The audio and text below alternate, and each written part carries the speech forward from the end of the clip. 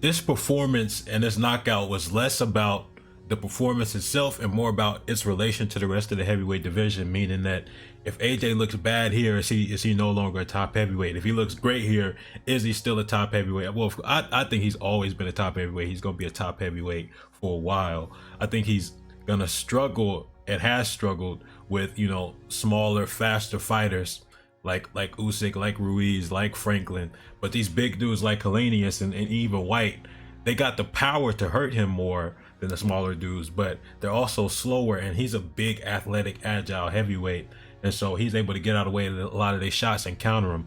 And so we'll talk about Wilder in a few seconds, but I'll just talk about some of the Derek James influence that you can see in his style.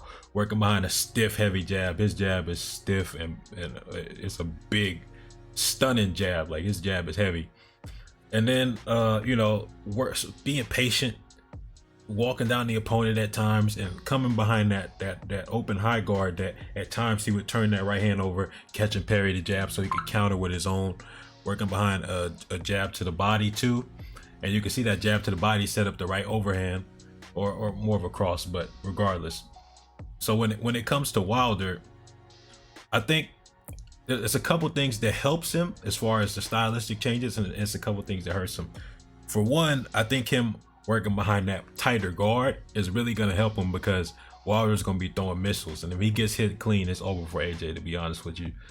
AJ's legs go easy, but we don't ever see him get like badly hurt to the point where it's like he's completely out or anything like that, because he's an elite heavyweight, like I said. But I think if Wilder hits him, it's going to be more than his legs that's going to go.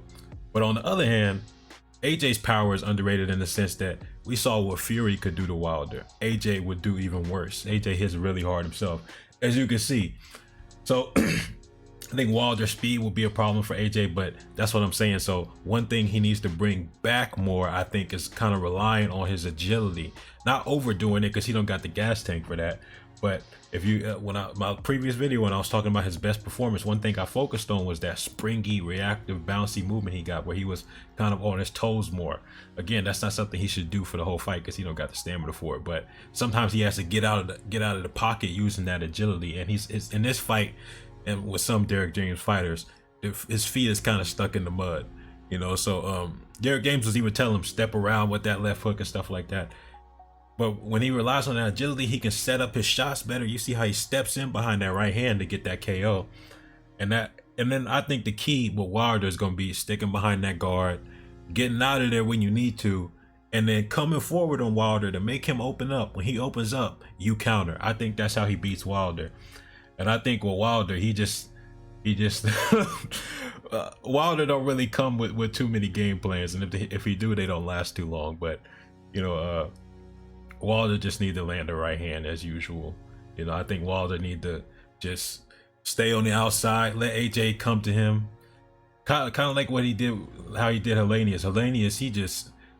Wilder just like threw like a smack and sent him to the shadow realm. So Wilder's power is otherworldly, but his chin is very human, and so if AJ can touch that chin, he can beat him. But then we also got Ruiz, who's an interesting matchup. I think if AJ's boxing discipline, I think that's a really tough fight for both of them. If he loses some weight and gets back slim like how he did in that second fight, I think he can box a pretty disciplined fight there and win a decision. He could possibly knock Ruiz out too, because Ruiz was hurt by AJ, but I don't think he want to get in a firefight. AJ don't got the chin to get in firefights. That's the problem that people don't understand.